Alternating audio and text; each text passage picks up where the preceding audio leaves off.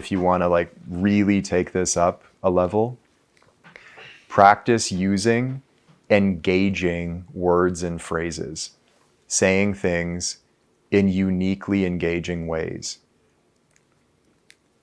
When I was first learning to write, I got into a habit of writing down powerful words that I came across when I was reading or in everyday life. If somebody said a word and it struck me, it was just a interesting sounding word. And I went back, actually, it was a long list of words, but I grabbed a few of them. So I'll share what I mean. I called it my power words list: formidable, surgical, vicious, precision, ancient, blazing, virtuoso, masterful, depraved, firestorm, savage, alchemy. All of those are like cool ass words to me. I like the way they sound and feel. You've probably heard me use many of them, like in writing. If you come across ways of saying things that strike you, if you like, and if you want to master communication and develop that skill, write them down. Just write them down. Get in the habit of noticing stuff like that. While at the same time, avoiding what's called dead phrases. Dead phrases, another way of saying that is cliche, but it's not quite just cliche. Any phrase that's overused in society loses its meaning.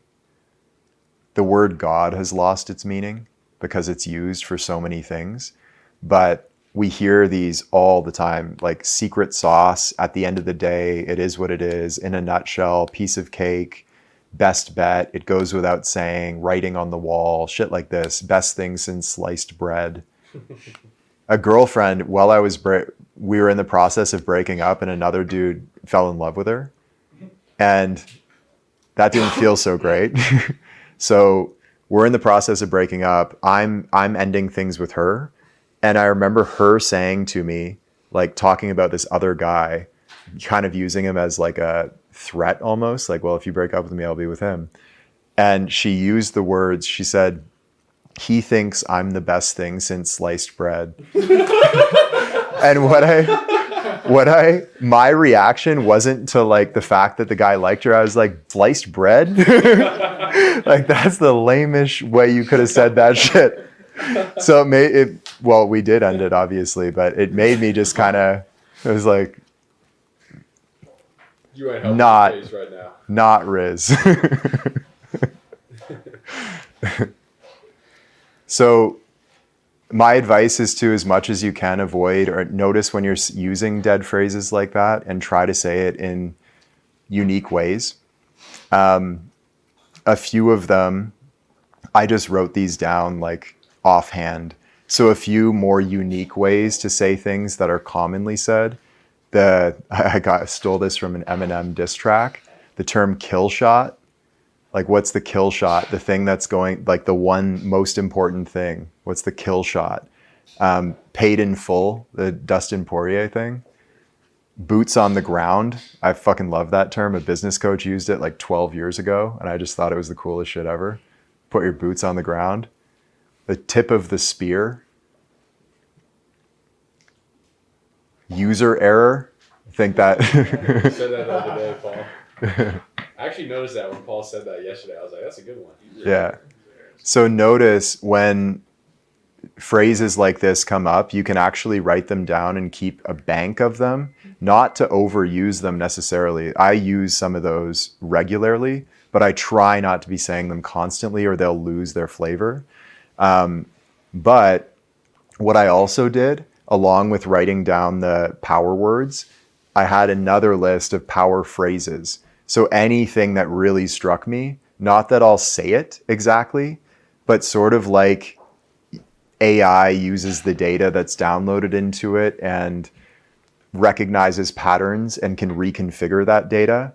If you notice phrases that are really cool and you write them down, your mind will start to generate organically new phrases that are unique in the same style. So you're just inputting data into the computer, and I grabbed a few of them. So there's one from Chuck Palahniuk, the Fight Club author, said, just keep asking yourself, what would Jesus not do? A friend of mine said, smoking is just breathing, but with style.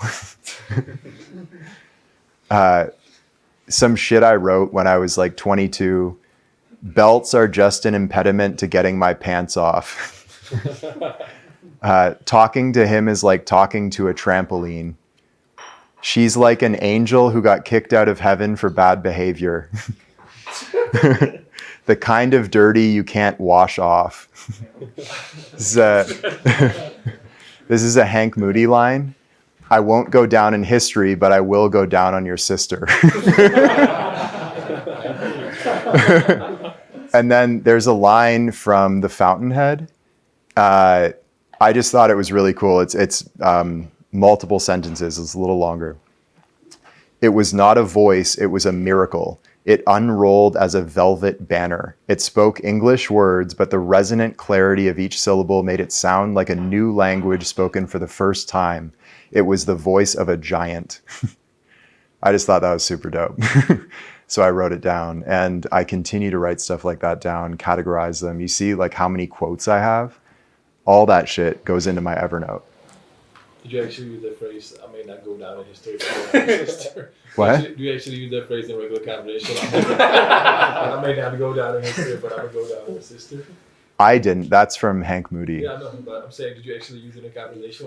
No. The point with these is not to use them, but to be downloading them into your mind, so your mind generates more phrases that are unique like them. I got it now. You see? People who are probably just like naturally funny probably have like that download system on Yeah. like an elite level. If you watch a shitload of stand-up comedy, you'll get funnier. If you watch really good communicators, you'll learn to pick up their mannerisms and ways of communicating unconsciously. So everything you put into the computer is being downloaded and processed and will come out the other side. Inputs and outputs is a real thing. We'll get into that at the very end with practices. But does that all make sense? So a little more advanced, but you can really amplify your ability to communicate. I really like that one. Yeah. That's Yeah. cool. Shit or get off the pot, new one for you. I like Not that. new. That is a good one. It's a good one, bro. Oh, I used that, didn't I? In An a email. Shit or right. Get off the pot. I wrote that down. I thought that was funny. shit or get off the pot. I heard that in high school. But the trick with these, like, so that's a phrase I heard before. Boots on the ground, I've heard before. Phrases like this, I try my best to use them sparingly so that they don't lose the sauce. When relevant, speak in stories and analogies. They are delivery systems for ideas. Humans have used stories for a very long time, sat around campfires telling stories as ways to pass on wisdom from one generation to the next. We're programmed to learn in stories.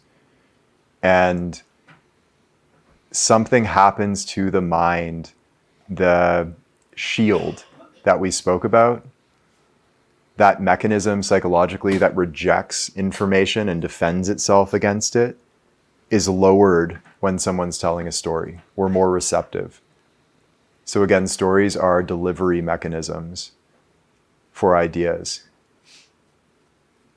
It's why I tell a shit ton of stories in these lessons. It's one thing to just say, I don't know, speak in clear words and use clear words and language. It's another one to say, Agora Financial, billion-dollar company, ran an experiment once, and tell it in a story. You'll remember the Agora Financial story much better than you'll remember just the point that I said. And analogies as well. Super, super powerful. Steve Jobs grew the MacBook computer initially. Like his favorite analogy was, he was calling it a bicycle for the mind. He would tell people a MacBook is like a bicycle for the mind. maybe you've heard me talk about the flip phone versus 8K cinema camera analogy for training the mind.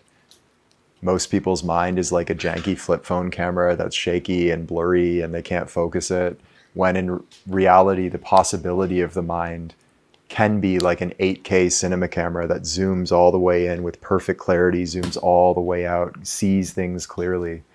It's a way of painting a picture, a visual representation of an idea so that it can be absorbed deeper.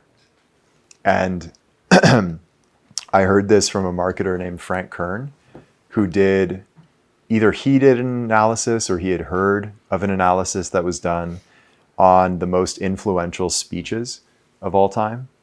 And we're talking Martin Luther King, I Have a Dream, speeches like this, like big historic events, talks that were given.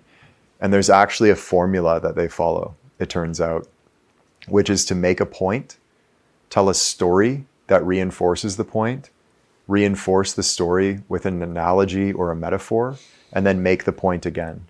So point, story, analogy, metaphor, point. Point, story, metaphor, point. If you're creating content, that is a banger formula. You know? Point, story, metaphor, point. I don't do that for each single one of these, but I do it a lot. It would be a lot if I did it every single time, so I don't. But if I really want to drive something home, telling you that some girl was berating me at 2 a.m. and I opened the front door and told her to get out makes the point about setting boundaries a lot better than just saying you should set more boundaries. You see?